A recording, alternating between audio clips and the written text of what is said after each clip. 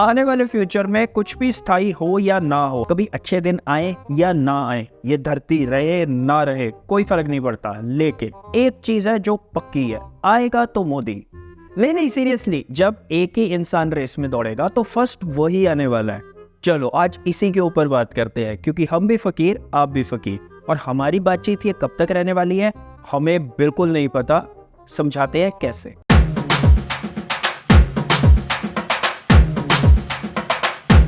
हम्बा हम्बा रम्बा रम्बा कम्बा कम्बा।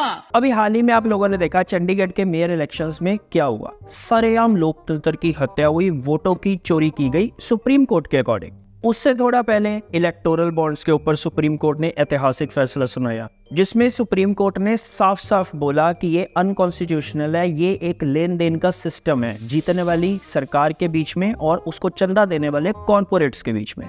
अब farmer protest को ही देख लो, किसान बस जंतर मंतर पर जाना चाहता है पीसफुल प्रोटेस्ट करने के लिए, लेकिन उसको पंजाब के बॉर्डर पर ही रोक दिया गया, और वो भी इतनी ब्रूटल फोर्स लगाकर उसको रोका गया। क्यों? क्योंकि सरकार को कहीं से ये इनपुट मिल गए हैं कि ये जो किसान है ये अपने साथ हथियारों को लेकर जा रहे हैं और हो सकता है ये संसद का घेराव भी कर ले।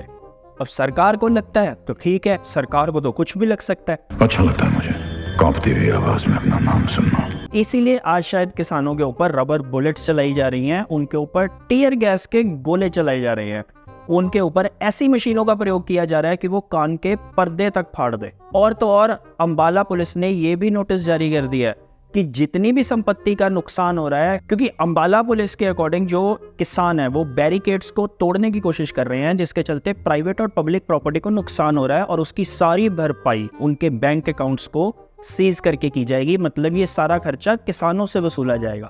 लेकिन वहीं दूसरी तरफ सरकार की वजह से जो किसानों की हालत हो रही है, उनके जो जान माल का नुकसान हो रहा है, उसकी जिम्मेवारी किसी की भी नहीं है। अब आप यहाँ पर ये सोच रहे होंगे कि हम तो ऑलरेडी ये बात अपनी कितनी वीडियोस में बोल चुके हैं, तो हम ये बार बार आपसे क्यों बोल रहे हैं, क्यों इसको रिपीट कर रहे हैं? ये हम इसलिए कर रहे हैं क्योंकि आज हमारी वीडियो का मकसद है आपको ये समझाना कि सुप्रीम कोर्ट ने जिस तरह अभी आकर बीच बचाव करके डेमोक्रेसी को बचा लिया, लोकतंत्र को बचा लिया, हर बार ऐसा नहीं होने वाला। मगर क्यों? क्योंकि देखा जाए तो लोकतंत्र की हत्या तो हर एक लेवल पर ही हो रही है। शायद आपको पता भी है इसके बारे में। हमको नहीं पता। अगर नहीं पता तो हम समझाते हैं। सबसे पहले इमोशनल लेवल पर आपके साथ खेला जाता है। नहीं सच्ची, सरकार को ये बात पता है कि वी इंडियंस, हम जो भारतीय हैं, हम बहुत इमोशनल लोग हैं, हम भावनाओं में बहुत जल्दी बह जाते हैं। मेरे देशवासियों, मैंने घर, परिवार, सब कुछ देश के लिए छोड़ा है।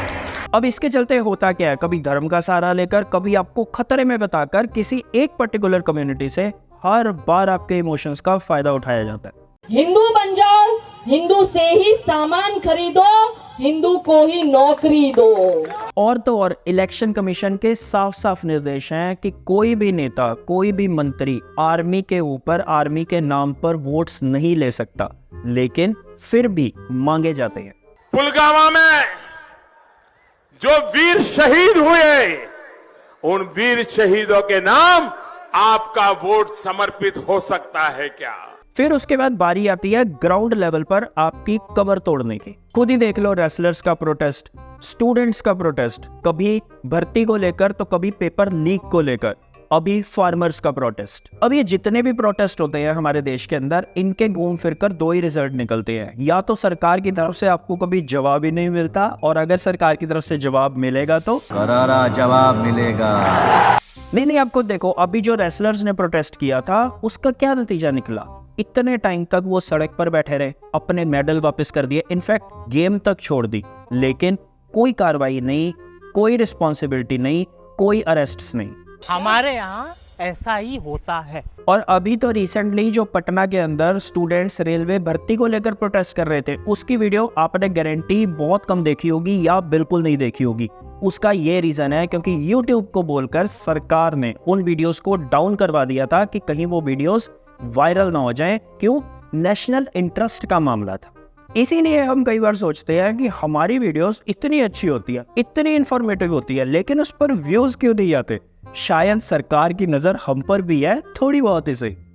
और अब फार्मर प्रोटेस्ट, इसके अंदर तो सरकार 2 कदम आगे ही निकल गई। उन्होंने सिर्फ दिल्ली आने की बात करी, उससे पहले ही सड़कों पर कीलें बिछा दी गई, बैरिकेडिंग लगा दी गई, सीमेंट की दीवारें खड़ी कर दी गई। और जब किसान फिर भी नहीं रुके तो उनका स्वागत किया गया रबर बुलेट से, टीयर गैस से। ये एक नए काल चक्र का उद्गम है।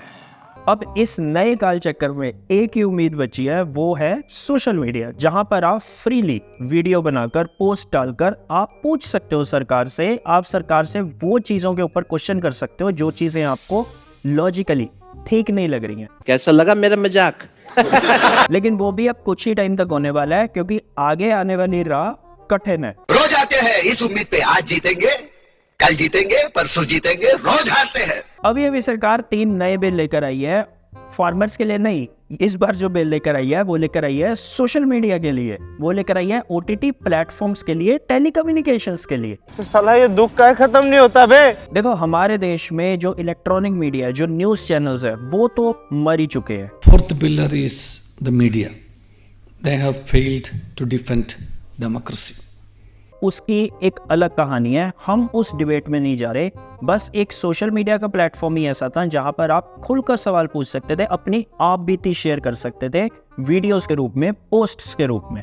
लेकिन सरकार, उसको ये कैसे बर्दाश्त हो सकता है कि आपके और हमारे पास भी कुछ राइट्स है। बिल्कुल आपने मेरे दिल की बात बता दी। अब ये जो 3 लॉज हैं, ये हैं broadcasting services regulation bill, telecommunications bill and digital personal data protection act. अब हम इस वीडियो में ज्यादा टेक्निकल भाषा में नहीं, थोड़ा सिंपल रखते हुए आपको समझाने की कोशिश करेंगे कि ये एक्चुअल में बिल्स क्या हैं, ये कहना क्या चाहते हैं, या सरकार इनके द्वारा क्या क्या चीजें हमारे ऊपर थोप रही है। अब एक लाइन में अगर आपको समझाना चाहें तो इन बिल्स के थ्रू सरकार 24 घंटे आपके ऊपर नजर रखने के लिए बंदोबस्त कर चुकी है। अब यहाँ पर जरूरी नहीं है कि आप कोई न्यूज चैनल में काम करते हो या आप जर्नलिस्ट हो, अगर आप एक आम सिटीजन भी हो ना, तब भी 24 घंटे आपके ऊपर नजर रखी जाएगी। इस बिल के दायरे में हर कोई आने वाला है। मेरे को इस बार रिस्क लेने का ही नहीं है, बिल्कुल रिस्क नहीं लेने का है। सबसे पहले इस बिल के अकॉर्डिंग सरकार किसी भी चीज को सेंसर कर सकती है। मतलब जो आप OTT प्लेटफॉर्म्स देखते हो, उनके लिए भी अब कंटेंट क्रिएशन, अब हार्ड हिटिंग सब्जेक्ट्स के ऊपर चीजें बनाना बहुत टफ होने वाला है। और कहीं ना कहीं वो सेल्फ सेंसरशिप में चले भी गए हैं, उन्होंने ऐसी स्क्रिप्ट्स को टच ही करना बंद कर दिया। इसीलिए तो आप खुद देख लो, एक तरफ थी भीड़ जैसी मूवी जो कोविड क्राइसिस के ऊपर बनाई गई थी, कि किस तरह से लोगों की मौत हुई ट्रैवल करते हुए पैदल, जब वो एक शहर से दूसरे शहर जाने को लॉकडाउन के दौरान मजबूर हो गए थे। इतनी कंट्रोवर्सी हो गई थी उस मूवी को लेकर कि अनुभव सिन्हा जो उसके डायरेक्टर थे, उन्होंने उस प्रोजेक्ट से ही खुद को डिस्टेंस कर लिया था और क्रेडिट्स में उनका नाम तक हटा दिया गया था। लेकिन वही दूसरी तरफ मूवीज आती हैं कश्मीर फाइल जैसी, केरला स्टोरी जैसी, या फिर वैक्सीन वॉर जैसी, जो इतना पैसा छापती हैं, जो इतने पैसे कमाती हैं।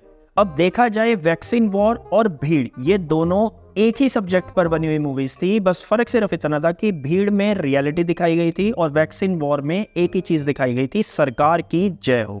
Who said facts are facts? अच्छा, इस बिल के अकॉर्डिंग इससे सरकार को कोई फर्क नहीं पड़ता कि आप एक जर्नलिस्ट हो या फिर आप एक आम इंसान हो।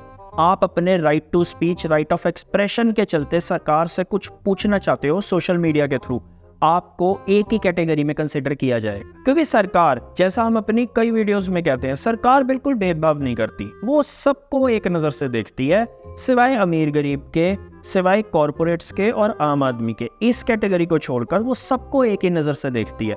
तो सरकार को इससे कोई फर्क नहीं पड़ता कि आप कौन हो। अगर आप एक आम आदमी भी हो और आप ऐसा सवाल पूछ रहे हो जो सरकार को पसंद नहीं है, तो तब भी आप सरकार की रडार में रहने वाले हो और कभी भी आपके ऊपर सरकार की गाज गिर सकती है। हम घर में घुस के मारेंगे। अच्छा, और तो और नए टेलीकॉम बिल के अकॉर्डिंग अगर आप नया इंटरनेट कनेक्शन लेते हो या फिर आप फोन का कनेक्शन लेते हो, तो आपको बायोमेट्रिक बेस्ड वेरिफिकेशन तक करवानी पड़ेगी। मतलब सरकार ने आपको पाताल से भी ढूंढ लाने का प्रोग्राम बना लिया है। आपको याद होगा कि इस तरह से ट्रांसपोर्ट डिपार्टमेंट ने आपकी सारी डिटेल्स, आपका सारा डेटा, कि आपके पास कौन सी कार है, किस रंग की कार है, स्कूटर है तो किस रंग का है, किस मॉडल का है, कब खरीदा आपने, आपका फोन नंबर क्या है, ये सारी डिटेल्स प्राइवेट इंश्योरेंस कंपनीज को सेल कर दी थी, बेच दी थी।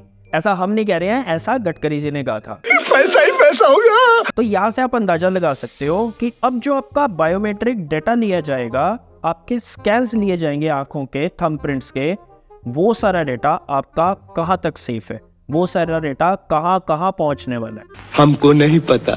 और तो और अगर सरकार के किसी ऑथराइज्ड ऑफिसर को ऐसा लगता है कि जो वीडियो या कंटेंट आपने शेयर किया है वो बिल या रूल्स के अगेंस्ट है, तो वो बिना वारंट के आपके घर पर आकर आपका जितना भी इक्विपमेंट है, आपका कैमरा, लैपटॉप, आपका फोन, कुछ भी जो उसको पसंद आएगा वो उठाकर ले जा सकता है, उसको सीज कर सकता है। अब ऐसे केस में हमारे जैसे YouTube कंटेंट क्रिएटर्स के पास दो ही ऑप्शन बचते हैं, या तो हम इतने अमीर हो जाएं जैसे कि अंबानी कि आज अगर हमारा इक्विपमेंट सीज भी हो गया तो कल हम नया सेटअप तैयार कर लेंगे, या फिर हम अपनी हर वीडियो को आखिरी वीडियो मानकर चलें। देखो, हम तो ये मानते हैं कि हमारा एक छोटा सा YouTube चैनल है, हम तुच्छ से प्राणी है सरकार की नजर में। सरकार बहुत बड़ी है। यहाँ पर तो sitting chief minister of Delhi Arvind Kejriwal, उनको तो दिल्ली हाई कोर्ट ने ये तक कह दिया डिफेमेशन केस के चलते कि रीट्वीटिंग जो होता है वो भी क्रिमिनल डिफेमेशन के अंडर आता है। मतलब सिंपल भाषा में अगर आपको समझाएं, आप इसको अपने ऊपर लागू करके देखो। आप कुछ भी रीशेयर करोगे या रीट्वीट करोगे, अगर गलती से वो वायरल हो गया ना, तो बस आप रगड़ दिए जाओगे। लवणे न भोजन। हम बात करते हैं एक इंटरेस्टिंग क्लॉज पर, क्लॉज 20 टेलीकम्युनिकेशन बिल का। इसके अकॉर्डिंग सरकार के पास राइट है कि वो किसी भी मैसेज, सीरीज ऑफ मैसेजेस या फिर किसी भी टॉपिक को जो उसको ऑफ कोर्स पसंद नहीं है, उसको ऐसा लग रहा है कि ये नेशनल इंटरेस्ट के अगेंस्ट जा रही है चीज, उसको सोशल मीडिया से हटा सकती है। मतलब अगर स्टूडेंट्स कहीं पर प्रोटेस्ट कर रहे हैं और सरकार को ऐसा लगता है कि ये प्रोटेस्ट आप तक और हम तक पहुंचना नहीं चाहिए, ये हमें दिखना नहीं चाहिए, या फिर मणिपुर की घटना, उसके अंदर सरकार को लगता है कि ये वाली वीडियोस जो हैं ये हम तक नहीं पहुंचनी चाहिए, या भी फार्मर प्रोटेस्ट की वीडियोस, तो सरकार उनको हटा सकती है। Are you comedy me? नहीं, सीरियसली, इसका एक लाइव एग्जांपल हमने अभी अभी हाल ही में देखा है। इसी फार्मर प्रोटेस्ट के चलते 177 ट्विटर अकाउंट्स को सस्पेंड कर दिया गया इंडिया से। अब वो अकाउंट्स किसी ट्रोल के नहीं थे, ना वो अकाउंट्स ऐसे थे जो फेक न्यूज फैला रहे थे, वो अकाउंट्स थे जो वहां पर जाकर प्रॉपर कवरेज कर रहे थे, हमारे पास रियल न्यूज को पहुंचा रहे थे। अब इस पर तो एक बार को ट्विटर को भी शर्म आ गई, उसने भी अपनी तरफ से पोस्ट शेयर कर दी कि हम सरकार के आदेश पर ये चैनल्स को बंद तो कर रहे हैं, इन ट्विटर अकाउंट्स को सस्पेंड तो कर रहे हैं, लेकिन हम इससे असहमत हैं। दिख रहा है अच्छे से मदर ऑफ डेमोक्रेसी का फॉरेन में डंका बजते हुए। पर सरकार को क्या ही फर्क पड़ता है, सरकार को क्या ही फर्क कभी भी पड़ा है। कभी कभी लगता है कि अपन ही भगवान है। तो इसलिए आपके पास बस एक ही ऑप्शन बचती है, आप ये गाना गा सकते हो। जो तुमको हो पसंद वही बात है। अब ये जो नए लॉज आए हैं, इनके बारे में जितना हम हो सकते थे, जितना हम कोशिश कर सकते थे, हमने आपको सिंपल रखकर चीजों को बताने की कोशिश की है। हाँ, हो सकता है कुछ चीजें मिस हो गई हो या कुछ चीजें हम कवर ना कर पाए हो। ठीक है, समझ गया। लेकिन हमारी आज की वीडियो का पॉइंट ये नहीं है कि सरकार जो ये बिल लेकर आई है ये सही है या गलत है। हमारा पॉइंट ये है कि सरकार क्या इसको सही तरीके से इम्प्लीमेंट करेगी, क्या सही तरीके से लोगों पर नजर रखी जाएगी? नहीं। अगर उसके बाद अगर किसी को इसमें अनफेयर लगता है या फिर ऐसा लगता है कि ये अनफेयर बिल्स हैं और वो चला जाता है सुप्रीम कोर्ट, तो इसमें सुप्रीम कोर्ट को डेमोक्रेसी को बचाने में कितना टाइम लगेगा, आप इस पर जरा गौर करना। बाकी India is great, be healthy, be happy. बाकी तू बोल दे यार। माना अपनी जेब से फकीर है, फिर भी यारों दिल के हम अमीर हैं।